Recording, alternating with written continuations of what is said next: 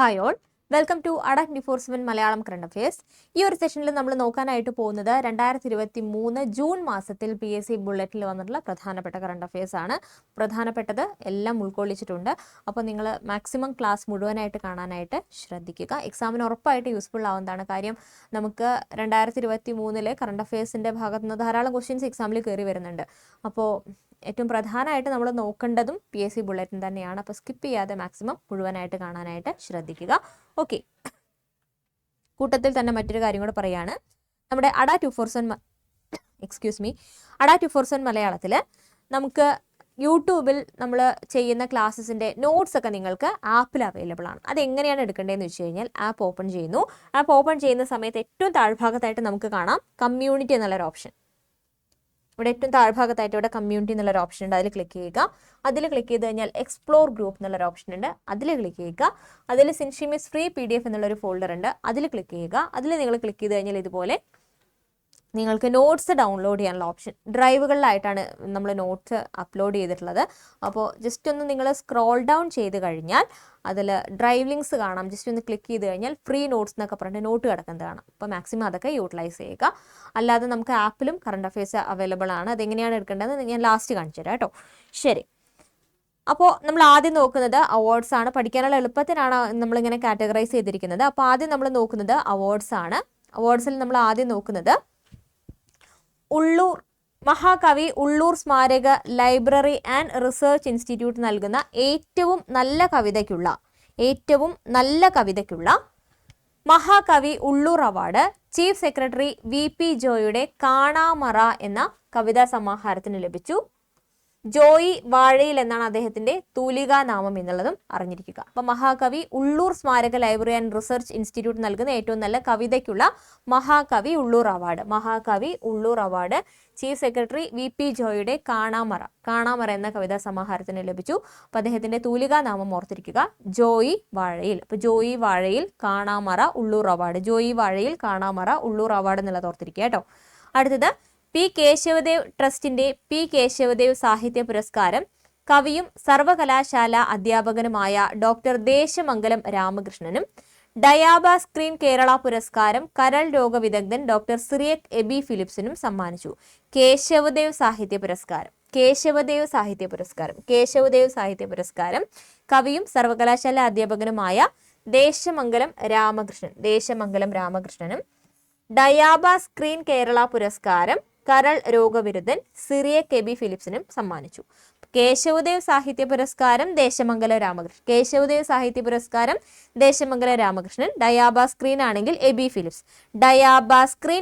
Philips, Kesavadev Desamangalam Ramakrishnan എന്നുള്ളത് ഓർത്തിരിക്കുക. Okay, അടുത്തത് കേരള സംഗീത നാടക അക്കാദമി സംസ്ഥാന പ്രൊഫഷണൽ നാടക മത്സര അവാർഡുകൾ പ്രഖ്യാപിച്ചു.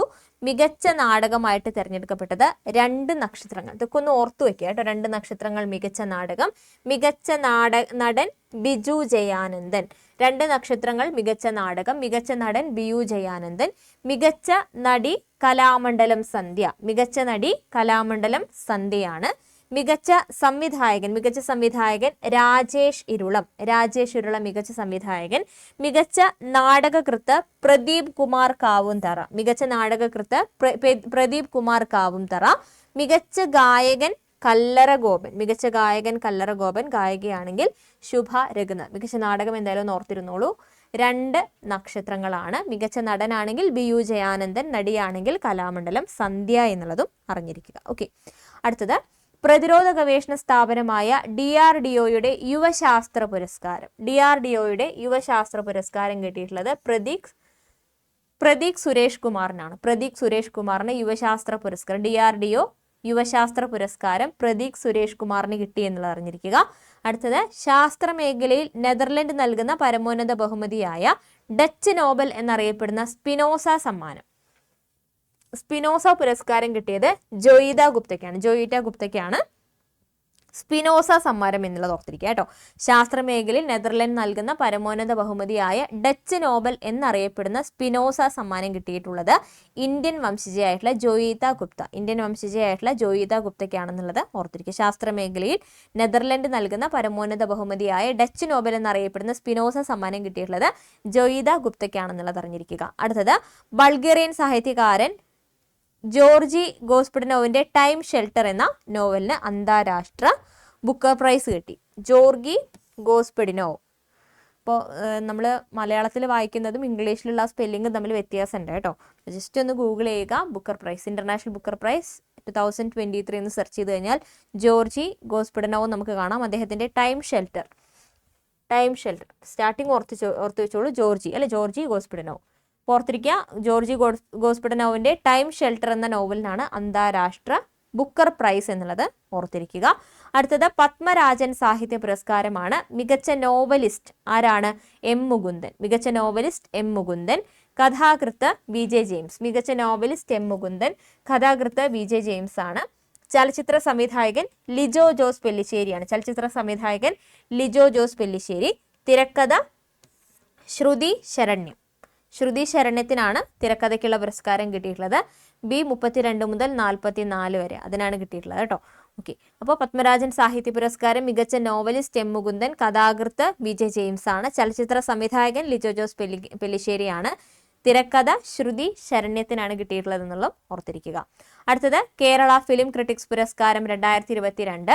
മികച്ച ചിത്രം B32 മുതൽ 44 വരെ. അതുപോലെ ഹെഡ് മാസ്റ്റർ. മികച്ച ചിത്രം B32 മുതൽ 44 വരെ ഹെഡ് മാസ്റ്റർ. മികച്ച സംവിധായകൻ മഹേഷ് നാരായണൻ. അറിയിപ്പ് എന്ന സിനിമ. മികച്ച നടൻ കുഞ്ചാക്കോ ബോബൻ. എന്നാ താൻ കേസുകോട് ആ ഒരു സിനിമയ്ക്കും അതുപോലെ പകലും പാതിരാവും. മികച്ച നടി ദർശന രാജേന്ദ്രൻ. ജയ ഹേ അതുപോലെ പുരുഷപ്രേതം. ചലച്ചിത്ര രത്ന പുരസ്കാരം കിട്ടിയിട്ടുള്ളത് KP കുമാരൻ എന്നുള്ളതും ഓർത്തിരിക്കും. അപ്പം മറക്കരുത്. കേരള ഫിലിം ക്രിട്ടിക്സ് പുരസ്കാരം 2022. മികച്ച ചിത്രം B32 മുതൽ 44 വരെ ഹെഡ് മാസ്റ്റർ. മികച്ച സംവിധായകൻ മഹേഷ് നാരായണൻ. നടനാണെങ്കിൽ കുഞ്ചാക്കോ ബോബൻ. നടിയാണെങ്കിൽ ദർശന രാജേന്ദ്രൻ. ചലച്ചിത്ര രത്ന പുരസ്കാരം കിട്ടിയിട്ടുള്ളത് KP കുമാരൻ എന്നുള്ളത് അറിഞ്ഞിരിക്കുക. അടുത്തത് ജപ്പാനിൽ നടന്ന, നമ്മൾ കുറേ ഇങ്ങനെ കേൾക്കുന്ന സമയത്ത് കുറേ കാര്യങ്ങൾ നമുക്ക് ബൈഹാർട്ടാവും, റിപ്പീറ്റ് ചെയ്ത് കാണാനായിട്ട് ശ്രദ്ധിക്കുക.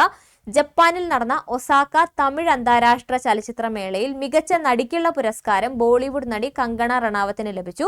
മുൻ മുഖ്യമന്ത്രി ജയലളിതയുടെ ജീവിതം ആസ്പദമാക്കിയുള്ള തലൈവി എന്ന തമിഴ് ചിത്രമാണ് കങ്കണയെ അവാർഡിന് അർഹയാക്കിയത്. അപ്പൊ ജയലളിതയുടെ ജീവിതം ആസ്പദമാക്കിയുള്ള സിനിമയാണ് തലൈവി. അപ്പൊ അതിൽ ജയലളിതയായിട്ട് അഭിനയിക്കുന്ന കങ്കണ റണാവത്താണ്. അപ്പൊ ജപ്പാനിൽ നടന്ന ഒസാക്ക തമിഴ് അന്താരാഷ്ട്ര ചലച്ചിത്രമേളയിൽ മികച്ച നടിക്കുള്ള പുരസ്കാരം കിട്ടിയിട്ടുള്ളത് കങ്കണ റണാവത്തിനാണെന്നുള്ളത് അറിഞ്ഞിരിക്കുക. ഇനി പ്രധാനപ്പെട്ട അച്ചീവ്മെന്റ്സ് ആണ് നമ്മൾ നോക്കുന്നത്. റഷ്യയുടെ ഓണററി കോൺസുലും തിരുവനന്തപുരം റഷ്യൻ ഹൗസ് ഡയറക്ടറുമായ രതീഷ് സി നായർക്ക് റഷ്യൻ പ്രസിഡന്റിന്റെ ഉന്നത ബഹുമതിയായ ഓർഡർ ഓഫ് ഫ്രണ്ട്ഷിപ്പ് ലഭിച്ചത് രതീഷ് സി നായർക്കാണ് ഓർഡർ ഓഫ് ഫ്രണ്ട്ഷിപ്പ് ലഭിച്ചത്. അടുത്തത് ദേശീയ ഭക്ഷ്യസുരക്ഷാ സൂചികയിൽ കേരളത്തിന് 1ാം സ്ഥാനം ലഭിച്ചു. വലിയ സംസ്ഥാനങ്ങളുടെ വിഭാഗത്തിലാണ് കേരളത്തിന് 1ാം സ്ഥാനം എന്നുള്ളത് അറിഞ്ഞിരിക്കുക. അടുത്തത് തെക്കൻ അമേരിക്കൻ രാജ്യമായ സുരിനാമിന്റെ പരമോന്നത സിവിലിയൻ ബഹുമതിയായ grand order of the chain of the yellow star ആർക്കാണ് ലഭിച്ചത്? ദ്രൗപദി മുർമുവിനാണ് ലഭിച്ചത്.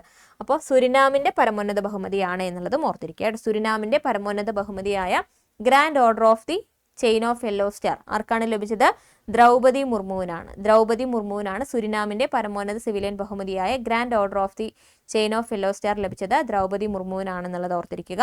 അടുത്തത് 3 വർഷത്തിനിടെ KSRTCയിൽ വരുത്തിയ ക്രിയാത്മക പരിഷ്കാരങ്ങൾക്ക് ബെൽജിയം ആസ്ഥാനമായുള്ള ഇന്റർനാഷണൽ അസോസിയേഷൻ ഓഫ് പബ്ലിക് ട്രാൻസ്പോർട്ടിന്റെ അന്താരാഷ്ട്ര പുരസ്കാരം ലഭിച്ചു. KSRTCയിൽ വരുത്തിയ ക്രിയാത്മക പരിഷ്കാരങ്ങൾക്ക് ബെൽജിയം ആസ്ഥാനമായുള്ള ഇന്റർനാഷണൽ അസോസിയേഷൻ ഓഫ് പബ്ലിക് ട്രാൻസ്പോർട്ടിന്റെ അന്താരാഷ്ട്ര പുരസ്കാരം ലഭിച്ചു എന്നുള്ളത് ഓർത്തിരിക്കുക.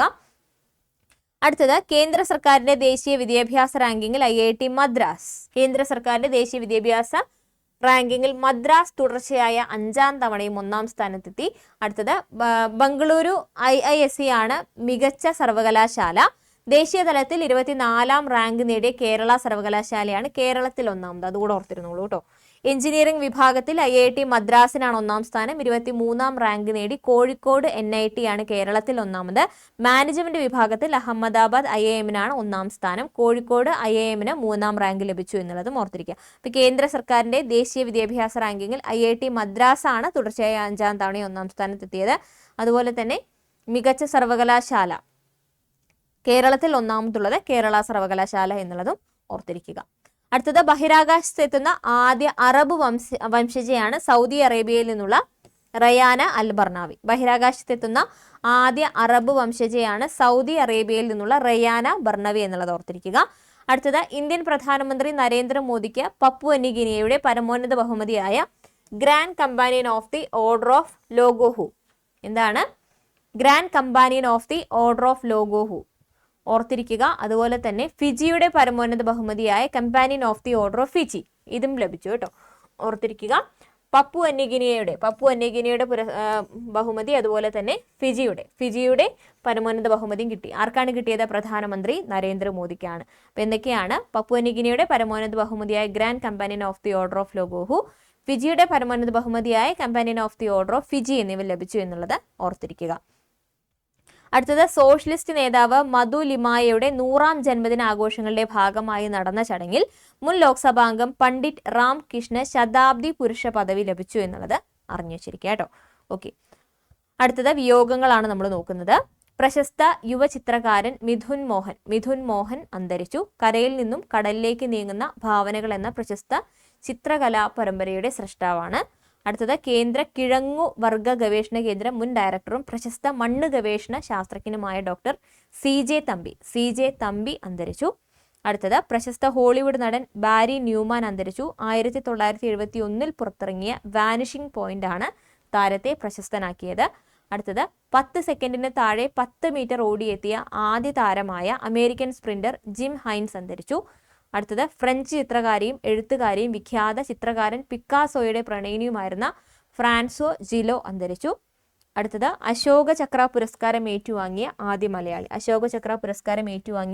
മലയാളി സൈനികൻ ആൽബി ഡിക്രൂസ്. ഓർത്തിരിക്കണേ, ആൽബി ഡിക്രൂസ് അശോക ചക്ര പുരസ്കാരം ഏറ്റുവാങ്ങിയ ആദ്യ മലയാളി സൈനികനാണ് ആൽബി ഡിക്രൂസ്. അദ്ദേഹം അന്തരിച്ചു. ഇറ്റലിയുടെ മുൻ പ്രധാനമന്ത്രി ബെർലുസ്കോണി അന്തരിച്ചു. അടുത്തത് ഡോക്യുമെന്ററി ഹ്രസ്വചിത്ര നിർമ്മാതാവും സംവിധായകനും ബാലസാഹിത്യ ഇൻസ്റ്റിറ്റ്യൂട്ട് മുൻ എഡിറ്ററുമായ ഡോക്ടർ PB ബാലശങ്കർ മന്നത്ത് അന്തരിച്ചു.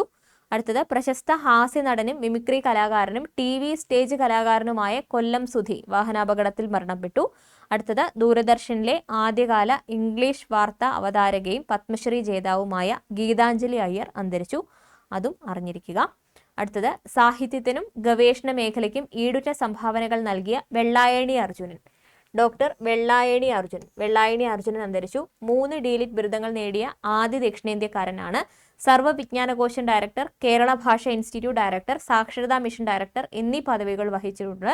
2008 രാജ്യം പത്മശ്രീ നൽകി ആദരിച്ചിട്ടുള്ള വ്യക്തി കൂടിയാണ്, ഓർത്തിരിക്കുക. അപ്പോൾ മറക്കരുത്, വെള്ളായണി അർജുനൻ. ഏതൊക്കെ മേഖലകൾക്കാണ് സംഭാവനകൾ നൽകിയിട്ടുള്ളത്? സാഹിത്യം, അതുപോലെ ഗവേഷണ മേഖലകൾക്ക് സംഭാവനകൾ നൽകിയിട്ടുള്ള വ്യക്തിയാണ്. 2008 പത്മശ്രീ ലഭിച്ചിട്ടുണ്ട് എന്നുള്ള കാര്യവും ഓർത്തിരിക്കുക. അടുത്തത് കളരിപ്പയറ്റിനെ ജനകീയമാക്കിയ വല്ലഭട്ട കള്ളരിയുടെ ഗുരുവും പത്മശ്രീ ജേതാവുമായ C ശങ്കരനാരായണ മേനോൻ അന്തരിച്ചു. അപ്പോൾ കളരിപ്പയറ്റുമായിട്ട് ബന്ധപ്പെട്ട വ്യക്തിയാണ് ശ്രീ ശങ്കരനാരായണ മേനോൻ, അല്ലെങ്കിൽ ഉണ്ണി ഗുരുക്കൾ എന്നുള്ളത് ഓർത്തിരിക്കുക.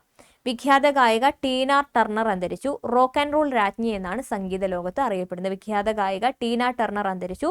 റോക്ക് ആൻഡ് റോൾ രാജ്ഞി എന്നാണ് സംഗീത ലോകത്ത് അറിയപ്പെടുന്നത് എന്നുള്ളതും ഓർത്തിരിക്കുക. ഇനി നമ്മൾ പ്രധാനപ്പെട്ട സ്കീംസ് ആണ് നോക്കുന്നത്. അതിൽ പ്രധാനമായിട്ട് പറയുന്നത് സംസ്ഥാനത്തെ ആദ്യത്തെ സിനി ടൂറിസം പദ്ധതി തിരുവനന്തപുരം ജില്ലയിലെ വെള്ളായണിയിൽ തുടങ്ങുമെന്ന് പറയുന്നത്. അപ്പം ഒന്ന് അറിഞ്ഞിരുന്നോളൂ കേട്ടോ. സിനി ടൂറിസം പദ്ധതി വന്നിട്ടുള്ളത് തിരുവനന്തപുരം ജില്ലയിലെ വെള്ളായണി എന്നുള്ളത് ഓർത്തിരിക്കുക.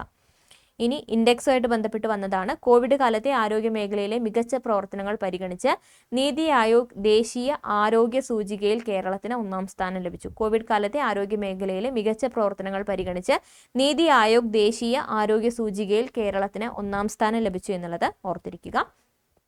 പിന്നെ 71ാമത് മിസ് വേൾഡ് മത്സരം വേദി ഇന്ത്യയാണെന്ന് പറയുന്നുണ്ട്. അറബിക്കടലിൽ രൂപമെടുത്ത പുതിയ ചുഴലിക്കാറ്റാണ് ബിപ്പാർ ജോയ. അപ്പോൾ ബിപ്പാർ ജോയ് എക്സാമിന് ചോദിച്ചിട്ടുള്ളതാണ്, വന്നത് പുതിയതായിരുന്നു അല്ലേ. അപ്പോൾ ഓർത്തിരിക്കുക ബിപ്പാർ ജോയ്. അപ്പോൾ ബിപ്പാർ ജോയ്ക്ക് പേര് നിർദ്ദേശിച്ചത് ബംഗ്ലാദേശാണ് ചുഴലിക്കാറ്റിന് പേര് നിർദ്ദേശിച്ചത് എന്നുള്ള കാര്യവും ഓർത്തിരിക്കുക. ഓക്കെ, അടുത്തത് പുതിയ പാർലമെന്റ് മന്ദിരം പ്രധാനമന്ത്രി രാജ്യത്തിന് സമർപ്പിച്ചു. ഇന്ത്യ സെൻട്രൽ വിസ്ത റീഡെവലപ്മെന്റ് പ്രോജക്ടിന്റെ ഭാഗമായി നിർമ്മിച്ചതാണ് സൻസദ് ഭവൻ എന്നറിയപ്പെടുന്ന പുതിയ പാർലമെന്റ് മന്ദിരം എന്നുള്ളതും ഓർത്തിരിക്കുക. ഇനി സയൻസ് ആൻഡ് ടെക്നോളജി റിലേറ്റഡ് ആയിട്ടുള്ള എന്തൊക്കെയാണ് വന്നിട്ടുള്ളത് നോക്കാം. അഗ്നി-1 ബാലിസ്റ്റിക് മിസൈലിന്റെ പരീക്ഷണ വിക്ഷേപണം ഒഡീഷയിലെ അഗ്നി-1 ബാലിസ്റ്റിക് മിസൈലിന്റെ പരീക്ഷണ വിക്ഷേപണം ഒഡീഷയിലെ APJ അബ്ദുൽ കലാം ഐലൻഡിൽ നിന്നും ഇന്ത്യ വിജയകരമായി പൂർത്തിയാക്കി. അടുത്തത് GSLV F-12 NVS-01 എന്ന ദൗത്യത്തിന്റെ ഭാഗമായി NVS-01 എന്ന ഉപഗ്രഹം ഇന്ത്യ വിജയകരമായി ഭ്രമണപഥത്തിലെത്തിച്ചു. നാവിഗേഷൻ വിത്ത് ഇന്ത്യൻ കോൺസ്റ്റലേഷൻ ശ്രേണിക്കായി നാവിക്കിന്റെ ഫുൾ ഫോം കൂടെ ഒന്ന് ഓർത്തിരിക്കുക കേട്ടോ. നാവിക്കിന്റെ ഫുൾ ഫോം എന്താണ്? നാവിഗേഷൻ വിത്ത് ഇന്ത്യൻ കോൺസ്റ്റലേഷൻ ആണ് നാവിക്. അപ്പോൾ നാവിക് ശ്രേണിക്കായി വിഭാവനം ചെയ്തിട്ടുള്ള 2ാം തലമുറ ഉപഗ്രഹങ്ങളിൽ ആദ്യത്തേതാണ് എന്നുള്ളതും ഓർത്തിരിക്കുക. നാവിക്കിന്റെ ഫുൾ ഫോം ഒന്ന് ഓർത്തിരുന്നോളൂ കേട്ടോ. അപ്പോൾ എന്താണ് പറയുന്നത്? GSLV F-12 NVS-01 എന്ന ദൗത്യത്തിന്റെ ഭാഗമായി NVS-01 എന്ന ഉപഗ്രഹം ഇന്ത്യ വിജയകരമായി ഭ്രമണപഥത്തിലെത്തിച്ചു. നാവിക് ശ്രേണിക്കായി വിഭാവനം ചെയ്തിട്ടുള്ള 2ാം തലമുറ ഉപഗ്രഹങ്ങളിൽ ആദ്യത്തേതാണ്. നാവിക്കിന്റെ ഫുൾ ഫോം ഓർത്തിരിക്കുക. നാവിഗേഷൻ വിത്ത് ഇന്ത്യൻ കോൺസ്റ്റലേഷൻ എന്നുള്ളതാണ് നാവിക് എന്നുള്ളതും അറിഞ്ഞിരിക്കുക. അടുത്തത് കേരളത്തിലെ സാമ്പത്തികമായി പിന്നാക്കം നിൽക്കുന്ന 20 ലക്ഷം കുടുംബങ്ങൾക്ക് സൗജന്യമായും മറ്റുള്ളവർക്ക് മിതമായ നിരക്കിലും അതിവേഗ ഇന്റർനെറ്റ് സൗകര്യം ലഭ്യമാക്കുന്ന കേരള സർക്കാരിന്റെ കേരള ഫൈബർ ഓപ്റ്റിക് നെറ്റ്വർക്കാണ് K-Phone. അപ്പോൾ അത് മുഖ്യമന്ത്രി പിണറായി വിജയൻ നാടിന് സമർപ്പിച്ചു. അപ്പോൾ ഡേറ്റ് ഓർത്തിരിക്കുക 2023 ജൂൺ 5 ഓർത്തിരിക്കുക കേട്ടോ. അപ്പോൾ K-Phone കേരള ഫൈബർ ഓപ്റ്റിക് നെറ്റ്വർക്കാണ്. കേരളത്തിലെ സാമ്പത്തികമായി പിന്നാക്കം നിൽക്കുന്നവർക്ക് മിതമായ നിരക്കിൽ അതിവേഗ ഇന്റർനെറ്റ് സൗകര്യം ലഭ്യമാക്കുന്ന പദ്ധതിയാണ് K-Phone എന്നുള്ളതും ഓർത്തിരിക്കുക. അപ്പോൾ ഇത്രയും ക്വസ്റ്റ്യൻസാണ് നമ്മൾ ഈ ഒരു സെഷനിൽ ഡിസ്കസ് ചെയ്യുന്നത്. കൂട്ടത്തിൽ തന്നെ മറ്റൊരു കാര്യം, നമ്മുടെ ആപ്പിൽ നിങ്ങൾക്ക് കറണ്ട് അഫയേഴ്സ് ഇംഗ്ലീഷിലും മലയാളത്തിലും വായിക്കാനുള്ള ഒരു സംവിധാനം നിലവിൽ അവൈലബിൾ ആണ്. അതെങ്ങനെയാണ് എടുക്കേണ്ടത്? ആപ്പ് ഓപ്പൺ ചെയ്യുന്നു, ഹോമിൽ പോയി കഴിഞ്ഞാൽ മുകൾ ഭാഗത്ത് കറണ്ട് അഫയേഴ്സ് എന്ന് പറഞ്ഞ് കാണാം. അതിൽ കറണ്ട് അഫയേഴ്സ് ഇൻ ഷോർട്ട് എന്ന് പറഞ്ഞിട്ട് കാണാം. അതിൽ നിങ്ങൾക്ക് മലയാളത്തിലും ഇംഗ്ലീഷിലും കറണ്ട് അഫയേഴ്സ് റീഡ് ചെയ്യാവുന്നതാണ്. അപ്പോൾ അതൊക്കെ മാക്സിമം യൂട്ടിലൈസ് ചെയ്യുക. നമ്മുടെ ആപ്പ് അഡ 247 ആപ്പ് ഇൻസ്റ്റാൾ ചെയ്യാൻ ആരെങ്കിലും ഒക്കെ ഇനി ബാക്കിയുണ്ടെങ്കിൽ ചെയ്യുക. നമ്മുടെ വീഡിയോയ്ക്ക് താഴെ തന്നെ നമുക്ക് ആപ്പ് ഇൻസ്റ്റാൾ ചെയ്യാനുള്ള ലിങ്ക് അവൈലബിൾ ആണ്. അപ്പോൾ ഡിസ്ക്രിപ്ഷനിൽ ജസ്റ്റ് നോക്കിക്കഴിഞ്ഞാൽ കാണാം, ഡൗൺലോഡ് അവർ അഡ ആപ്പ് എന്ന് പറഞ്ഞിട്ട് കാണാം. അതിൽ ക്ലിക്ക് ചെയ്യുക, ഇൻസ്റ്റാൾ കൊടുക്കുക, സ്റ്റേറ്റ് എക്സാംസ് കൊടുക്കുക, കേരള കൊടുക്കുക, ലോഗിൻ ചെയ്യുക. ഇങ്ങനെയാണ് ചെയ്യേണ്ടത്. അപ്പോൾ അതുപോലെ തന്നെ RRB എക്സാംസിനൊക്കെ പ്രിപ്പയർ ചെയ്യുന്ന ആളുകൾക്ക് ഒരുപാട് എക്സാംസ് എഴുതി നോക്കണം, ആ ഒരു രീതിയിൽ നല്ല രീതിയിൽ ഇമ്പ്രൂവ് ആവണം എന്നൊക്കെ ആഗ്രഹിക്കുന്ന ആളുകൾക്ക് നമുക്ക് ആപ്പിൽ ടെസ്റ്റ് പാക്ക് അവൈലബിൾ ആണ്. അതെടുക്കാൻ വേണ്ടി എന്ത് ചെയ്യണം? സ്റ്റോറിൽ പോകണം. RRB NTPC എന്നുള്ള ഫോൾഡർ എടുക്കുക, സ്റ്റോറിൽ പോയിട്ട് ടെസ്റ്റ് സീരീസ്, എന്നിട്ട് RRB NTPC എടുക്കുക. അപ്പോൾ നമുക്ക് ഇതുപോലെ ഫോൾഡർ കാണാം. അതിൽ ക്ലിക്ക് ചെയ്യുക. കൂപ്പൺസ് അവൈലബിൾ എന്ന് പറഞ്ഞ് കാണാം. അതിൽ ക്ലിക്ക് ചെയ്തിട്ട് Y670S എന്ന കൂപ്പൺ കൂടെ അപ്ലൈ ചെയ്യാം. Y670S എന്ന കൂപ്പൺ കൂടെ അപ്ലൈ ചെയ്ത് കഴിഞ്ഞാൽ നമുക്ക് കാണാം അതിൻ്റെ എമൗണ്ട് കുറയുന്നതായിട്ട്. അപ്പോൾ അതുപോലെ എന്നിട്ട് പേയ്മെൻറ്റ് ചെയ്യാം. അങ്ങനെ അതൊക്കെ നമുക്ക് അവൈലബിൾ ആയുള്ള കോഴ്സുകളാണ്. നിങ്ങൾക്ക് ചൂസ് ചെയ്യാം, ഇഷ്ടമുള്ളത് ചൂസ് ചെയ്ത് പർച്ചേസ് ചെയ്യാവുന്നതാണ് കേട്ടോ. അതുപോലെ SSC ആണെങ്കിലും അതുപോലെ തന്നെ ബാങ്ക് ആണെങ്കിലും ഒരുപാട് കോഴ്സ് നമുക്ക് നമ്മുടെ ആപ്പിൽ അവൈലബിൾ ആണ്. അതൊക്കെ നിങ്ങൾക്ക് മാക്സിമം യൂട്ടിലൈസ് ചെയ്യാവുന്നതാണ്. ഇപ്പോൾ നിങ്ങൾ 10th പ്രിലിംസിൻ്റെ ഒരു കോഴ്സാണ് പർച്ചേസ് ചെയ്യാൻ ആഗ്രഹിക്കുന്നുണ്ടെങ്കിൽ എങ്ങനെയാണ് ചെയ്യേണ്ടത്? സ്റ്റോറിൽ പോകുന്നു, കേരള PSC എന്നുള്ള ഓപ്ഷൻ ചൂസ് ചെയ്യുന്നു, എന്നിട്ട് 10th പ്രിലിംസിൻ്റെ ഫോൾഡർ എടുക്കുന്നു, ബൈ നൗ കൊടുക്കുന്നു, എന്നിട്ട് എന്ത് ചെയ്യണം? Y67 ഓൾറെഡി ഉള്ള കൂപ്പൺ കോഡ് റിമൂവ് ചെയ്തിട്ട് Y670 എന്ന കൂപ്പൺ കോഡ് അപ്ലൈ ചെയ്ത് ടെസ്റ്റ് പാക്ക് ആണെങ്കിൽ Y670S എന്ന കൂപ്പൺ കോഡും, കോഴ്സ് ആണെങ്കിൽ Y670 എന്ന കൂപ്പൺ കോഡാണ് യൂസ് ചെയ്യേണ്ടത്. എന്നിട്ട് പർച്ചേസ് ചെയ്യാം. അതുപോലെ SSC ആണെങ്കിൽ ആപ്പ് ഓപ്പൺ ചെയ്യുക, SSC കേരള എന്നുള്ളത് എടുക്കുക, ഫോൾഡർ സെലക്ട് ചെയ്യുക, Y670 എന്ന കൂപ്പൺ കോഡ് യൂസ് ചെയ്ത് പർച്ചേസ്. ഇതൊക്കെ നമുക്ക് അവൈലബിൾ ആയുള്ള കോഴ്സുകളാണ്. സെക്രട്ടേറിയറ്റ് അസിസ്റ്റന്റ് എക്സാമിൻ്റെ ഒക്കെ നമുക്ക് അവൈലബിൾ ആണ്. അതൊക്കെ മാക്സിമം യൂട്ടിലൈസ് ചെയ്യാം കേട്ടോ. ശരി, അതുപോലെ നമ്മുടെ ആപ്പിൽ ഇവിടെയാണ് ഹോം, ഇതിലാണ് കറണ്ട് അഫയേഴ്സ് കിട്ടുക. പിന്നെ നമുക്ക് ഫ്രീ ലൈവ് ക്ലാസ്സുകൾ, ഡൗട്ട് ചോദിക്കാം, ഡെയിലി ക്യൂസുകൾ ഉണ്ടാവാം, അങ്ങനെ ഒരുപാട് കാര്യങ്ങൾ നമുക്ക് ആപ്പിൽ അവൈലബിൾ ആണ്. കമ്മ്യൂണിറ്റിയിലാണ് യൂട്യൂബ് ബേസ്ഡ് ആയിട്ടുള്ള നോട്ട്സ് കിട്ടുന്നത്. മൈ കോണ്ടന്റിലാണ് നിങ്ങൾ ഏതെങ്കിലും ഒരു കോഴ്സ് പർച്ചേസ് ചെയ്ത് കഴിഞ്ഞാൽ അതിൻ്റെ ക്ലാസ്സസ് കിട്ടുന്നത്. അതുപോലെ തന്നെ സ്റ്റോറിലാണ് നമ്മൾ പുതിയ കോഴ്സുകൾ പർച്ചേസ് ചെയ്യേണ്ടത്. അങ്ങനെയാണ് ചെയ്യേണ്ടത് കേട്ടോ. ഓക്കെ, അപ്പോൾ എല്ലാവരും നന്നായിട്ട് പഠിക്കുക. മറ്റൊരു സെഷനായിട്ട് നമുക്ക് വീണ്ടും കാണാം. താങ്ക്